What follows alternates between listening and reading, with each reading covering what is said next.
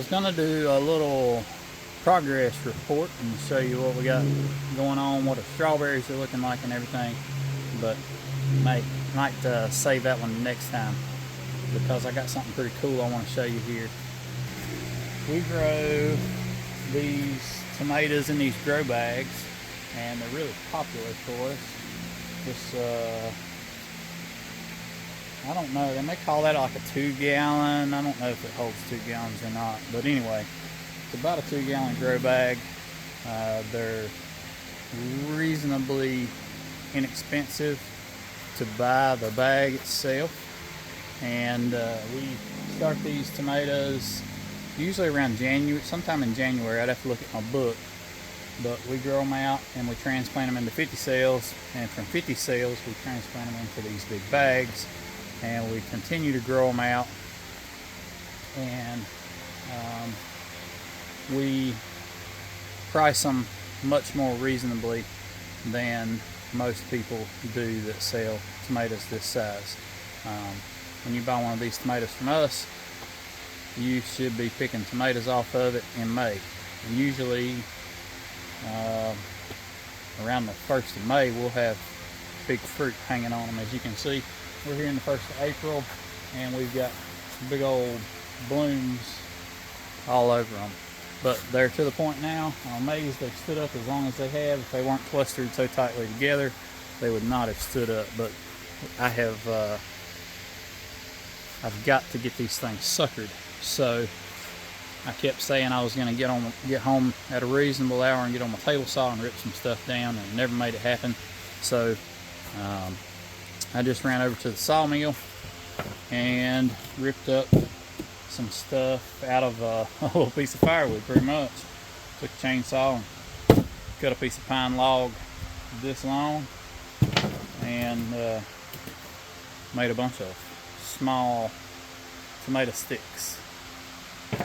So that's what I'm doing, is going through this table here, jerking any suckers off, putting a stick in and tying them to the stick. And I want to show you a pretty cool little tool. Pretty sure this came off of Amazon. So this is as Chinese as it comes. I think the box says tape tool. I can't remember what it costs, but so far they work really good. We use them in our grapevines, and we use them for our blackberries, and we use them for our big bag tomatoes. In our field we Florida weave. I think I've made some videos about that before, probably will again, but for this kind of thing we use a tape tool. You squeeze it one time just gently and it will grab. And let me get my phone propped up here and I'll kind of show you the process. It's really slick how this thing works.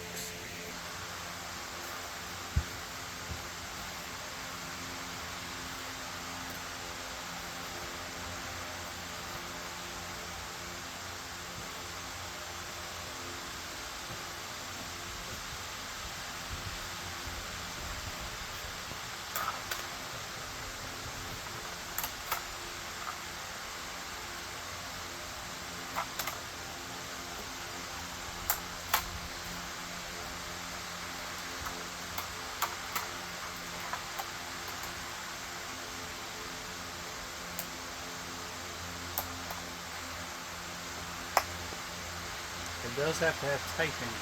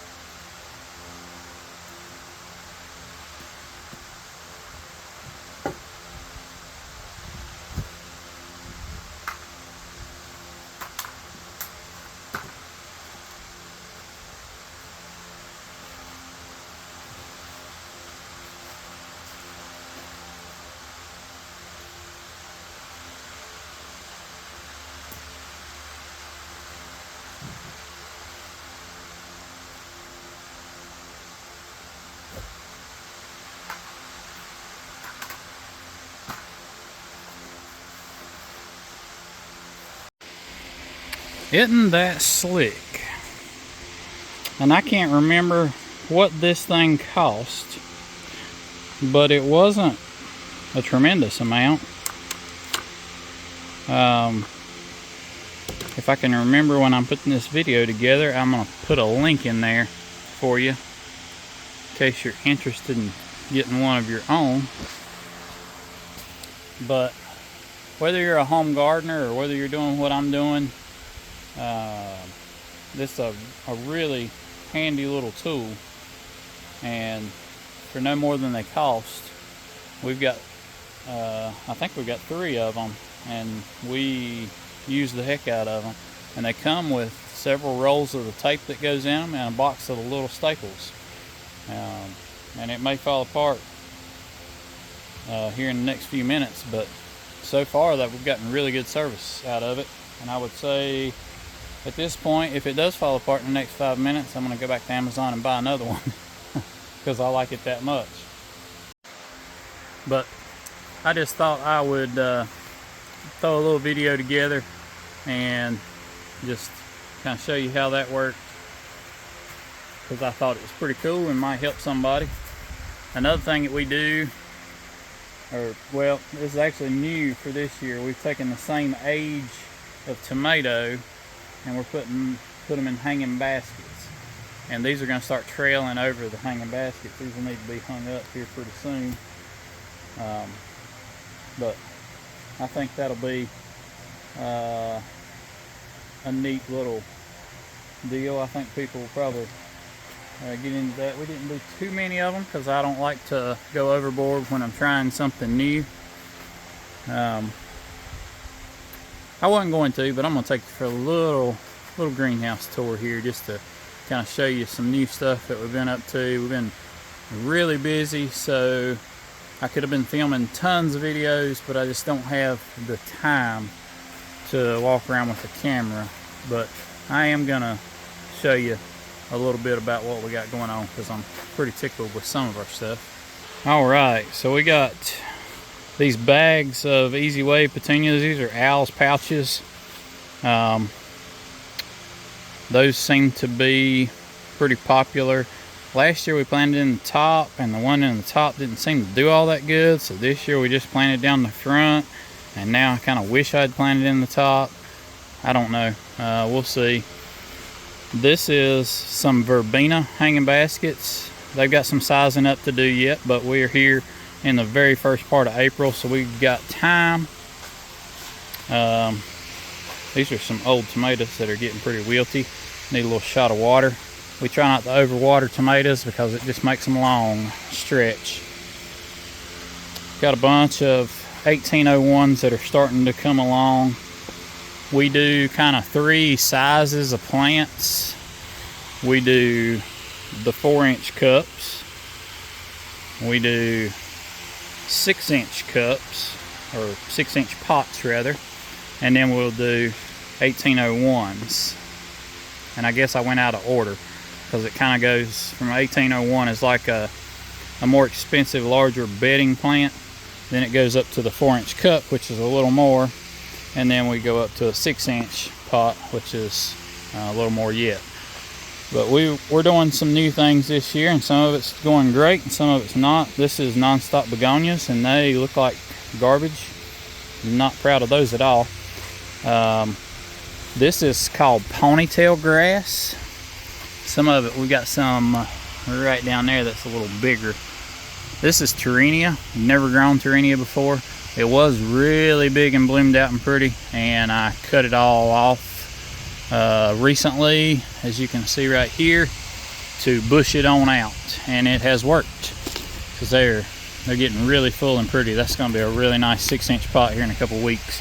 We just need some warm weather. Dianthus, first year for Dianthus. Pretty tickled with it so far. 6-inch pot. Got 3 plugs maybe, I think.